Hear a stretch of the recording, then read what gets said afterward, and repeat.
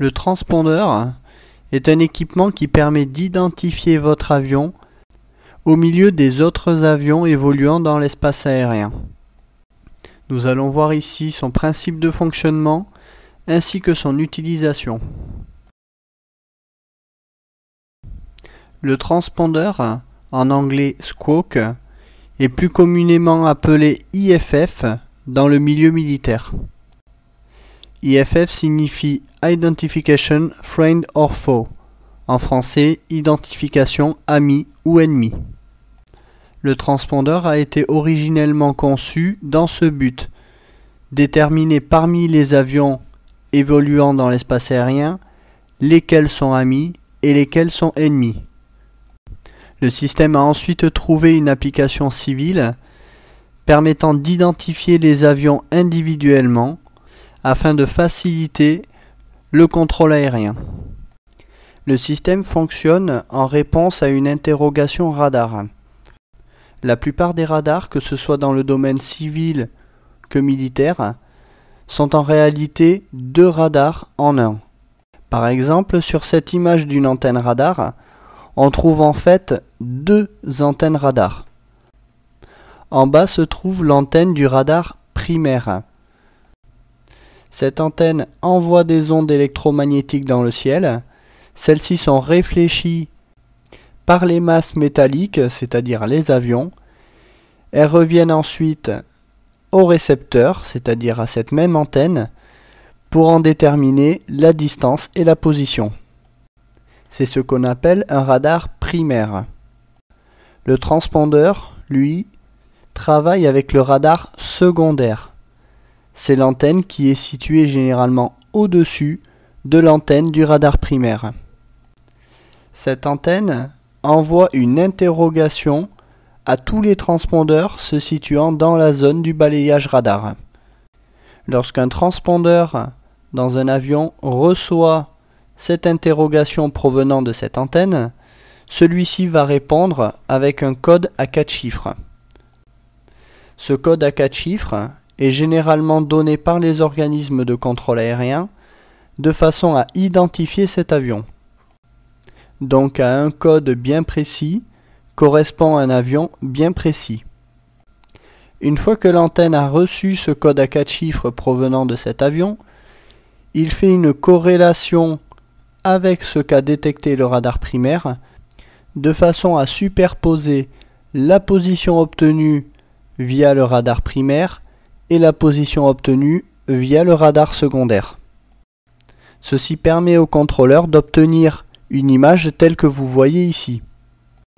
Si on prend l'exemple de l'avion situé ici, le AF783FZ, on trouve ici la position exacte de l'avion, autrement dit la position détectée par le radar primaire, et rattaché à ce plot, on trouve une étiquette qui permet d'identifier cet avion.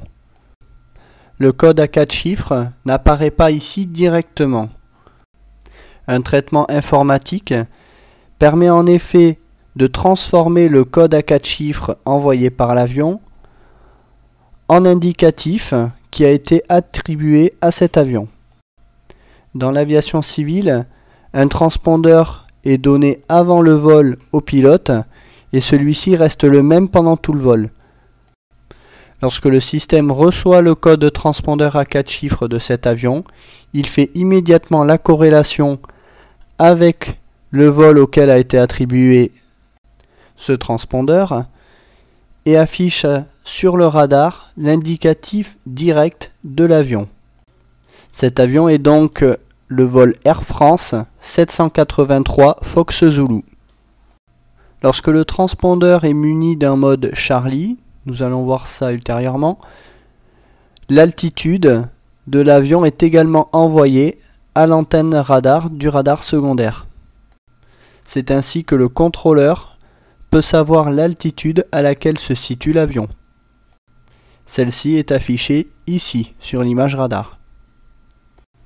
De plus, un traitement informatique des données radar primaires et secondaires permet de déterminer l'historique du plan radar que l'on voit ici, c'est-à-dire les précédentes positions, ainsi qu'un vecteur qui donne la direction dans laquelle se déplace l'avion, et en fonction de sa longueur, celui-ci donne également une estimation de la vitesse. Voilà donc à quoi sert le transpondeur auprès des organismes de contrôle aérien. Nous allons maintenant voir qu'il existe plusieurs modes de transpondeur. Le mode 1 est un mode purement militaire. C'est un code à 2 chiffres qui définit généralement l'armée d'appartenance de l'appareil.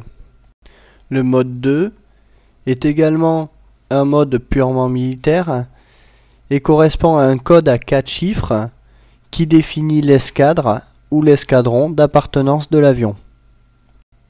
Ces deux modes sont toujours définis avant le vol et ne changent pas au cours du vol. Le mode 3 est le mode que vous utiliserez le plus souvent puisque vous serez souvent amené à le changer en cours de vol.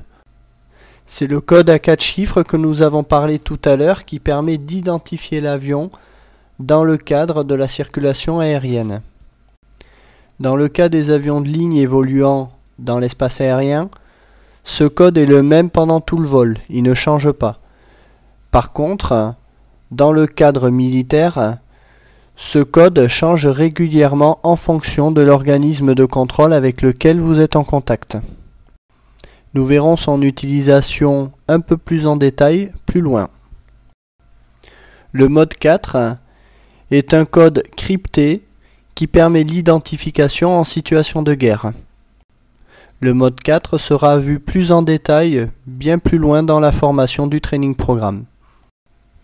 Et il nous reste le mode Charlie qui permet d'envoyer l'altitude de votre avion au QNH 1013 hectopascal. En d'autres termes, il envoie le niveau de vol de votre avion. Voilà donc tous les modes dont vous disposez à bord du F-16. Voyons maintenant l'utilisation du mode 3 Charlie. Il s'agit tout simplement de l'utilisation combinée du mode 3, donc l'identification en circulation aérienne, et du mode Charlie, le mode altitude. C'est le principe de fonctionnement normal de votre transpondeur.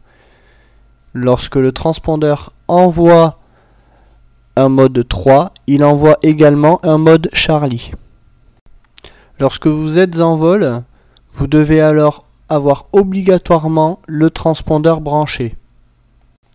Quand vous évoluez avec des organismes de contrôle militaire, ceux-ci vous donneront en début de contact radio ou avant de les contacter un transpondeur bien précis. Lorsque les avions sont en contact avec l'organisme de contrôle de Kunsan, ceux-ci afficheront un transpondeur en 12 plus 2 autres chiffres. Lorsque vous travaillerez avec l'organisme de contrôle de Seosan, vous aurez un transpondeur en 36 plus 2 autres chiffres. Avec l'approche de Gwangju, vous aurez un transpondeur en 45 plus 2 autres chiffres, et etc. Ceci permet de savoir, en fonction du transpondeur affiché par l'avion, avec quel organisme de contrôle l'avion est en contact. Le troisième chiffre du code transpondeur correspond à la cabine avec laquelle vous êtes en contact. Dans un organisme de contrôle, les avions sont répartis entre différentes cabines, chaque cabine pouvant prendre en compte un maximum de 4 avions généralement. Le dernier chiffre du code transpondeur correspond généralement au numéro d'avion au sein de la cabine. Si vous êtes le premier avion que la cabine prend en compte, vous aurez un 0. Si vous êtes le deuxième avion que la cabine prend en compte, vous aurez le numéro 1, ainsi de suite. Donc comme vous le voyez, chaque fois que vous changerez d'organisme de contrôle militaire, vous devrez changer de code transpondeur. Passons à présent à l'utilisation du transpondeur dans l'avion.